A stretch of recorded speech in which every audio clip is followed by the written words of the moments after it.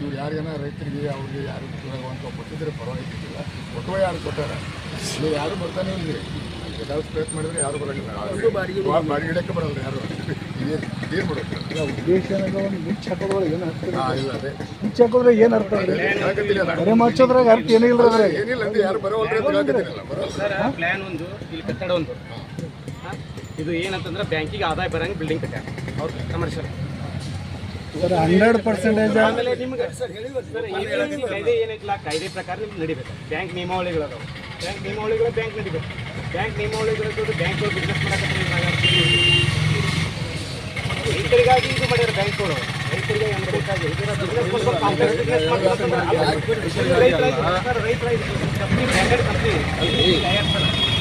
ಅವ್ರು ಹೇಳಿ ಏನು ಹೇಳಿದ್ರು, ರೈತರಿಗಾಗಿ ನಾವು ಬ್ಯಾಂಕ್ ಮಾಡಲಿಲ್ಲ, ವ್ಯಾಪಾರಸ್ಥರಿಗೆ ಮಾಡಿದ್ದೀವಿ ಅಂತ ಹೇಳ್ತಾರೆ. ಅದು ಉದ್ದೇಶ ಅವ್ರಿಗೆ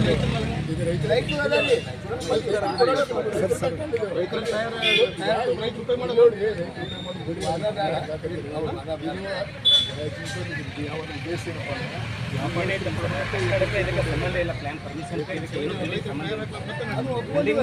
ಇದನ್ನೇ ಬೇರೆ ಉದ್ಯೋಗ ಬೇರೆ ಮಾಡ್ಕೊಂಡು ನಾನು ಇಂಜಿನಿಯರ್ ಹತ್ರ ರಿಪೋರ್ಟ್ ತಗೊಂಡು ಏನಿದೆ ಹೇಳಿಕೆ ಕೊಡಿ.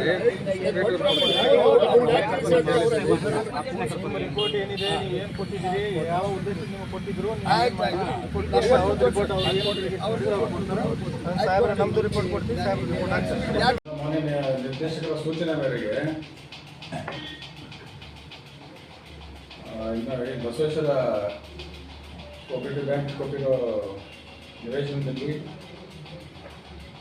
ನಿಯಮಾನುಸಾರ ಅವರು ನಕ್ಷೆ ಪ್ರಕಾರ ಕಟ್ಕೊಂಡಿದ್ದಾರೆ ಇಲ್ವ ಅಂತೇಳಿ ಪರಿಶೀಲನೆ ಮಾಡಲಿಕ್ಕೆ ಬಂದಿದ್ದು. ದಾಖಲೆ ಪರಿಶೀಲನೆ ಮಾಡಿದ್ದೀವಿ ನಮ್ಮ ದೂರುದಾರ ಸಮ್ಮುಖದಲ್ಲಿ. ಸೊ ಅಲ್ಲಿ ಬ್ಯಾಂಕ್ ಬಿಲ್ಡಿಂಗು ಆಲ್ಮೋಸ್ಟು ಹಾಗೆ ಕಟ್ಟಿದ್ದಾರೆ. ಸೈಡ್ನಲ್ಲಿ ಏನಿದೆ ಕೆಲವು ಮಳಿಗೆಗಳನ್ನು ಕಟ್ಕೊಂಡಿದ್ದಾರೆ, ವಾಣಿಜ್ಯ ಮಳಿಗೆಗಳನ್ನು ಕಟ್ಟಿದ್ದಾರೆ. ಅದು ನಮ್ಮ ನಕಾಶೆಯಲ್ಲಿ ಇಲ್ಲ, ಅದು ಡಿವಿಯೇಷನ್ ಆಗಿದೆ.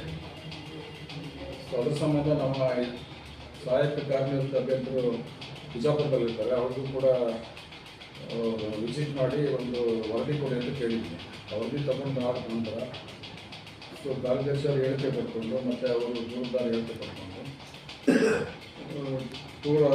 ಪೂರ್ಣ ಮಾಹಿತಿಯೊಂದಿಗೆ ದಾಖಲೆಗಳೊಂದಿಗೆ ನಮ್ಮ ಸೆಕ್ಷನ್ ಪ್ರಾಧಿಕಾರಕ್ಕೆ ವರದಿ ಕಳಿಸ್ತೀನಿ ನಾನು. ಬೆಂಗಳೂರು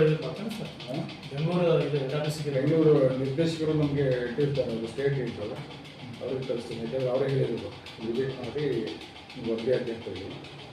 ವರದಿ ಆದಾದ್ಮೇಲೆ ಅವರು ಏನು ಕ್ರಮ ಕೈಗೊಳ್ತಾರೆ. ಸರ್ ಮೇಲ್ನೋಟಕ್ಕೆ ಏನಾದರೂ ಅಲ್ಲಿ ಇದು ವೈಲೇಷನ್ ಆಗಿದೆ ಅಂತ ಅನಿಸ್ತದೆ ಸರ್? ಆಗಿದೆ. ಏನೇನು ಮಾಡಿದ್ದಾರೆ ಸರ್ ಮಳಿಗೆಗಳು? ಏನೇನಾಗಿದೆ? ವಾಣಿಜ್ಯ ಮಳಿಗೆಗಳು ಕಟ್ಟಿದ್ದಾರೆ. ಅದರೊಳಗೆ ಯಾವ ಬಾಡಿಗೆ ಕಂಡು ಬಂದು ಕೆಲವರು ಬಾಡಿಗೆಯನ್ನು ಕೊಟ್ಟಿದ್ದಾರೆ, ಟೈರ್ ಅಂಗಡಿಗೊಂದು ಕೊಟ್ಟಿದ್ದಾರೆ, ಮತ್ತು ಒಂದು ಖಾಸಗಿ ಡಾಕ್ಟ್ರಿಗೊಂದು ಬಾಡಿಗೆ ಕೊಟ್ಟಿದ್ದಾರೆ. ಅದರ ಪಕ್ಕದಲ್ಲಿ ಒಂದು ಔಷಧಿ ಅಂಗಡಿಗೂ ಕೊಟ್ಟಿದ್ದಾರೆ. ಉಳಿದವೆಲ್ಲ ಖಾಲಿ ಇದ್ದಾವೆ. ಅಂಡರ್ಗ್ರೌಂಡ್ ಕೂಡ ಮಾಡ್ಕೊಂಡಿದ್ದಾರೆ, ಪಾರ್ಕಿಂಗ್ ಮಾಡಿದೆ ಅಂತ ಹೇಳ್ತಾರೆ. ಪಾರ್ಕಿಂಗ್ ಜೊತೆಗೆ ಅದು ಮೀಟಿಂಗ್ ಆ ಥರ ಇದೆ ಅದು. ಸೊ ಅದನ್ನು ನಮ್ಮ ಇಂಜಿನಿಯರ್ ಅದನ್ನು ಪರಿಶೀಲನೆ ಮಾಡಿ ನಾನು ವರದಿ ಕೊಡ್ತೀನಿ. ನಂತರ ಅದೆಲ್ಲ ಹಾಕಿ ನಾನು ರಿಪೋರ್ಟ್ ಮಾಡ್ತೀನಿ.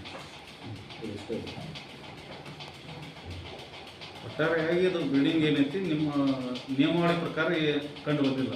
ಯಾವುದು ಈ ಬಿಲ್ಡಿಂಗ್ ಕಟ್ಟಿದ್ದು ಡಿವಿಯೇಷನ್ ಆಗಿದೆ. ಅದು ಡಿವಿಯೇಷನ್ ಆಗಿದೆ. ಯಾವ ಉದ್ದೇಶಕ್ಕಾಗಿ ಇದು ಆಗಿತ್ತು ಅದು ಅದರಲ್ಲಿ ಉದ್ದೇಶಕ್ಕೆ ಬ್ಯಾಂಕ್ಗೆ ಏನು ಕೊಟ್ಟಿದೆ, ಬ್ಯಾಂಕ್ ಕಟ್ಕೊಂಡಿದ್ದಾರೆ. ಜೊತೆಗೆ ಹೆಚ್ಚುವರಿಯಾಗಿ ಕೆಲವು ಮಳಿಗೆಗಳನ್ನು ಕಟ್ಟಿದ್ದಾರೆ. ಅದೆಷ್ಟು ಸ್ಕ್ವೇರ್ ಫೀಟ್ನಲ್ಲಿ ಕಟ್ಟಿದ್ದಾರೆ ಅದನ್ನೆಲ್ಲ ನಾನು ಇಂಜಿನಿಯರ್ ವರದಿ ಕೊಡ್ತೀನಿ. ಅದು ವರದಿ ಬಂದ ನಂತರ ನಾನು ರಿಪೋರ್ಟ್ ಕಳಿಸ್ಕೊಡ್ತೀನಿ. APMC ಕಾಯ್ದೆ ಉಲ್ಲಂಘನೆ ಆಗಿದೆ ಅಂತ ಅನಿಸ್ತಿದೆ ಸರ್? ಕಾಯ್ದೆ ಉಲ್ಲಂಘನೆ ಆಗಿಲ್ಲ, ಅದು ಅವರು ಕಟ್ಟಡ ಕಟ್ಟುವಾಗ ಅದು ಉಲ್ಲಂಘನೆ ಮಾಡಿದ್ದಾರೆ.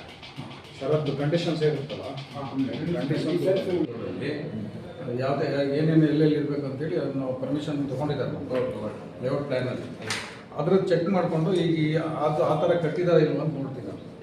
ಅಲ್ವಾ, ಹೆಚ್ಚುವರಿಯಾಗಿ ಏನು ಕಟ್ಟಿದರೆ ಅದು ಹೆಚ್ಚುವರಿಯಾಗಿ ಕಟ್ಟಿರೋದನ್ನು ಕೂಡ ನಾನು ರಿಪೋರ್ಟ್ನಲ್ಲಿ ಮೆನ್ಷನ್ ಮಾಡ್ತೀನಿ.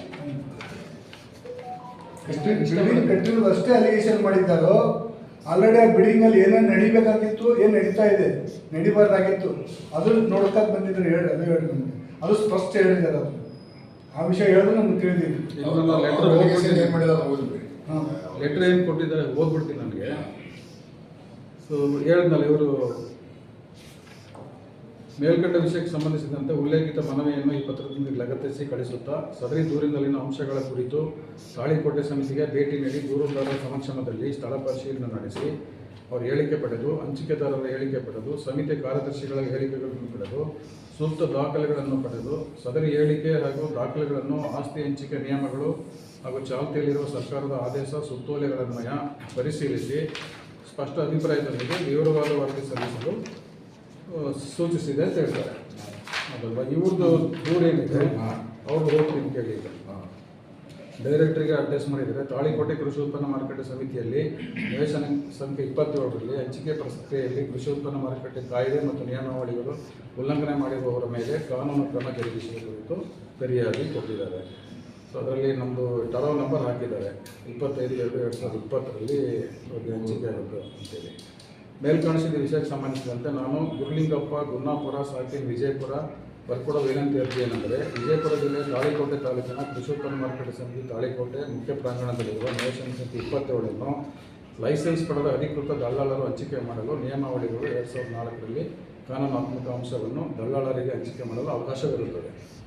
ಆದರೆ ತಾಳಿಕೋಟೆ ಕೃಷಿ ಉತ್ಪನ್ನ ಮಾರುಕಟ್ಟೆ ಸಮಿತಿಯಲ್ಲಿ ನಿವೇಶನ ಸಂಖ್ಯೆ 27ನ್ನು ಶ್ರೀ ಬಸವೇಶ್ವರ ಸೌಹಾರ್ದ ಪತ್ತಿನ ಸಹಕಾರಿ ಬ್ಯಾಂಕ್ ನಿಯಮಿತ ತಾಳಿಕೋಟೆಯವರಿಗೆ ಹಂಚಿಕೆ ಮಾಡಿದ್ದು ಉಲ್ಲೇಖದನ್ವಯ ತರಾವು 2/2ರಲ್ಲಿ 11/2ರಲ್ಲಿ ಸದರಿ ಸಂಸ್ಥೆಗೆ ನಿವೇಶನವನ್ನು ಹಂಚಿಕೆ ಮಾಡುವುದರಿಂದ ಮಾರುಕಟ್ಟೆ ಪ್ರಾಂಗಣಕ್ಕೆ ಆಗಮಿಸುವ ರೈತ ಬಾಂಧವರಿಗೆ ಸಾಲದ ರೂಪದಲ್ಲಿ ಹಣಕಾಸಿನ ಸೌಲಭ್ಯ ದೊರೆಯಲು ಅನುಕೂಲವಾಗಲು ಎಂದು ಹಂಚಿಕೆ ಮಾಡಿದ್ದಾರೆ. ಆದರೆ ಸದರಿ ಸಂಸ್ಥೆಯು ನಿವೇಶನ ಸಂಖ್ಯೆ 27ರಲ್ಲಿ APMC ಕಾಯ್ದೆ ನಿಯಮಾವಳಿಗಳನ್ನು ಉಲ್ಲಂಘನೆ ಮಾಡಿದ್ದಾರೆ. ಸದರಿ ಬ್ಯಾಂಕ್ ಕಟ್ಟಡವು ವಾಣಿಜ್ಯ ಮಳಿಗೆಯನ್ನು ಕಟ್ಟಿ ಇನ್ನಿತರ ಅಂಗಡಿಗಳಿಗೆ ಬಾಡಿಗೆ ನೀಡಿದ್ದಾರೆ. ಅದರ ಫೋಟೋ ಕೂಡ ಲಗತ್ತಿಸಿದೆ. ಆದ ಕಾರಣ ಶ್ರೀ ಬಸವೇಶ್ವರ ಸೌಹಾರ್ದ ಪತ್ತಿನ ಸಹಕಾರಿ ಬ್ಯಾಂಕ್ ನಿಯಮಿತ ತಾಳಿಕೋಟೆಗೆ ತಾಳಿಕೋಟೆ ಮಾರ್ಕೆಟ್ ಯಾರ್ಡಿನ ನಿವೇಶನ ಸಂಖ್ಯೆ 27 ಹಂಚಿಕೆ ಮಾಡಿದ ನಿವೇಶನವನ್ನು ರದ್ದು ಮಾಡಿ ಕಾನೂನು ಕ್ರಮ ಜರುಗಿಸಬೇಕೆಂದು ಮಾನ್ಯರಲ್ಲಿ ಈ ಮೂಲಕ ಫಿರ್ಯಾದಿ ಇದೆ ಅಂತ ಹೇಳ್ತಾರೆ.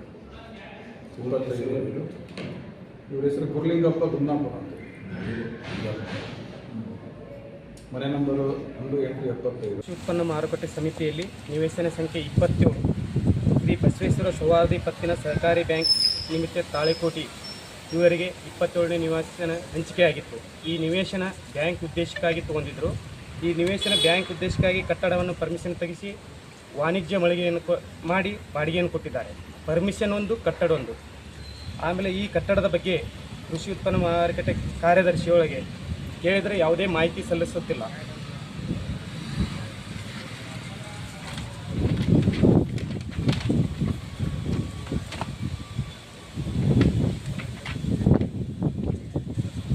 ದಿನಾಂಕ 24/3/2026ರಂದು ಶ್ರೀ ಬಸವೇಶ್ವರ ಸೌಹಾರ್ದ ಪತ್ತಿನ ಸಹಕಾರಿ ನಿಮಿತ್ತ ತಾಳಿಕೋಟೆ ಇವರ ನಿವೇಶನ ಸಂಖ್ಯೆ 27 ಕಟ್ಟಡ ಪರವಾನಗಿ ಪತ್ರ, ಕಟ್ಟಡ ನೀಲಿ ರೇಖಾಚಿತ್ರ, ಕಟ್ಟಡದ ಬಳಕೆಯ ಉದ್ದೇಶ, ಕಟ್ಟಡದ ಮಹಡಿಗಳ ಸಂಖ್ಯೆ, ಕಟ್ಟಡ ನಿರ್ಮಿತ ಪ್ರದೇಶ ಹಾಗೂ ಕಟ್ಟಡ ಮುಕ್ತಾಯ ಪತ್ರದ ಬಗ್ಗೆ ಮಾಹಿತಿ ನಕಲಿ ದಾಖಲೆಗಳೆಂದು ಕೇಳಿದರೆ ಕೃಷಿ ಉತ್ಪನ್ನ ಮಾರುಕಟ್ಟೆ ತಾಳಿಕೋಟೆ ಕಾರ್ಯದರ್ಶಿಗಳು ರಾಜು ರಾಠೋಡ್ ಅವರು ಇನ್ನೂವರೆಗೆ ಒಂದು ಮಾಹಿತಿಯನ್ನು, ಒಂದು ದಾಖಲೆಗಳನ್ನು, ಯಾವುದೇ ದಾಖಲೆಗಳು ಕೊಟ್ಟಿಲ್ಲ.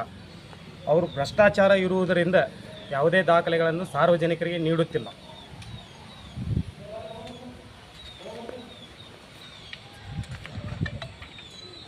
ಈಗಾಗಲೇ ಹುಬ್ಳಿ ಡಿವಿಷನ್ ಅಧಿಕಾರಿಗಳಾದ ಹೆಚ್ಚುವರಿ ನಿರ್ದೇಶಕರು ಬಂದಿದ್ದಾರೆ ಸ್ಥಳ ತನಿಖೆಗೆ.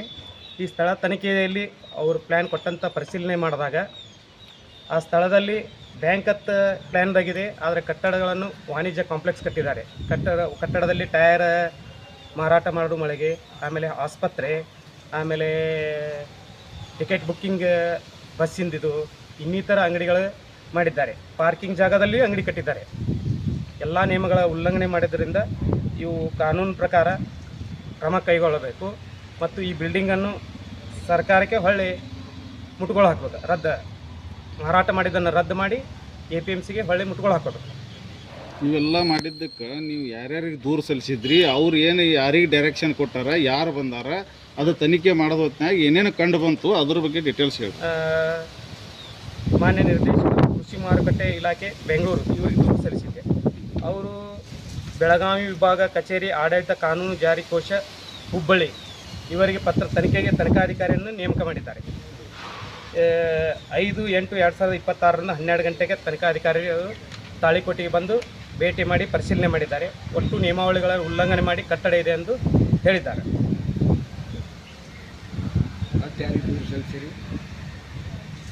ಇಲ್ಲ, ಬೆಂಗಳೂರಿಗೆ ಸಲ್ಲಿಸಿ ಅವರಿಂದ ಇದು ಆಗಿದೆ ಅಷ್ಟೇ ಸರ್. ಸರ್ ನೀವು ಮಾಹಿತಿ ಕೇಳಿ ಎಷ್ಟು ದಿವಸ ಆಯ್ತು ರೀ ಕಾರ್ಯದರ್ಶಿಗಳಿಗೆ? ಸರ್, ನಾನು ಒಂದು ಮಾಹಿತಿ ಹಕ್ಕಿನಲ್ಲಿ 24/3/2026 ಮಾಹಿತಿ ಹಾಕಿ 697 ಅಡಿಯಲ್ಲಿ ಅರ್ಜಿ ಹಾಕಿದ್ದೀನಿ ಬ್ಯಾಂಕ್ ಕಟ್ಟಡ ಪರವಾನಗಿ ಇದ್ರ ಬಗ್ಗೆ. ಆಮೇಲೆ ಕುಡ್ಲಾರಕ್ಕೆ ಸಹಾಯಕ ನಿರ್ದೇಶಕರು ಕೃಷಿ ಮಾರುಕಟ್ಟೆ ಇಲಾಖೆ ಇವ್ರಿಗೆ ಅಪೀಲ್ ಹಾಕಿ 19 ಇವರು ಯಾವುದೂ ಆದೇಶ ಮಾಡೋಕ್ಕೆ ಬರೋದಿಲ್ಲ ಇವರು ಅಧಿಕಾರಿಗಳಿಗೆ. ಆಮೇಲೆ ನೆಕ್ಸ್ಟ್ ಮಾಹಿತಿ ಆಯೋಗಕ್ಕೆ ಬೆಳಗಾವಿ ಡಿವಿಷನ್ಗೂ ಹಾಕಿನಿ 1/8/2026 ಅಲ್ಲಿ ಅಪೀಲ್ ಸಲ್ಲಿಸಿ ಆಯೋಗದವ್ರ ಆದೇಶ ಆಗೋರಿಗೆ ಕಾಯ್ಬೇಕು. ಈಗ ಮತ್ತು ಇದಕ್ಕೆ ಹಾಕಿನಿ ಏನಪ್ಪ ಅಂದ್ರೆ ಸಹಾಯಕ ಕಾರ್ಯನಿರ್ವಾಹಕ ಅಭಿಯಂತರು ಮಾರುಕಟ್ಟೆ ಅಭಿವೃದ್ಧಿ ಯೋಜನೆ ಉಪವಿಭಾಗ 3 ಕೃಷಿ ಮಾರುಕಟ್ಟೆ ಇಲಾಖೆ 10/6/2026 ಅರ್ಜಿ ಸಲ್ಲಿಸಿನಿ. ಅವರು ಕಾರ್ಯದರ್ಶಿ ಕೃಷಿ ಉತ್ಪನ್ನ ಮಾರುಕಟ್ಟೆಗೆ 8/6 ಬರ್ದಾರ. ಇನ್ನೂ ತನಕವಾಗಿ ತನಿಖೆಗೆ ಬಂದರೂ ಯಾವುದೇ ದಾಖಲೆಗಳು ತೋರಿಸುತ್ತಿಲ್ಲ, ದಾಖಲೆಗಳನ್ನು ನೀಡುತ್ತಿಲ್ಲ ಕಾರ್ಯದರ್ಶಿ ಏನಂತ ರಾಜು ರಾಠೋಡ್ ಅವರು. ಏನಂತ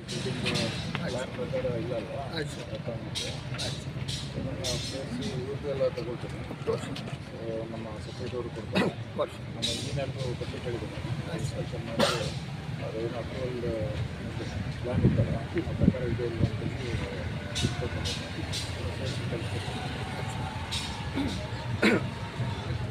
ನಾವು ಅಪ್ರೂವಲ್ ಕೊಟ್ಟಿಲ್ಲ ನಂಬರ್ ಅಪ್ರೂವಲ್ ತೊಗೊಂಡು ಜಾಗದಲ್ಲಿ